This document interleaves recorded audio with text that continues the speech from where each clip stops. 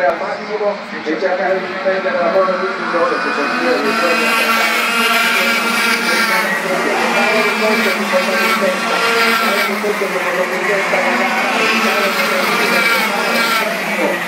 proprio in quest'ultima giornata la sua vita di tutto e direi dovuto concentrare la stessa posizione quindi di nuovo fare di corso concentrarsi lui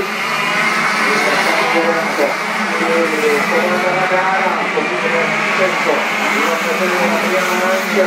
e davvero lo ha fatto con grande autorità e con grande perentorietà, cosa che probabilmente è assolutamente intenzionato a fare anche in questa occasione il pilota perché l'europeo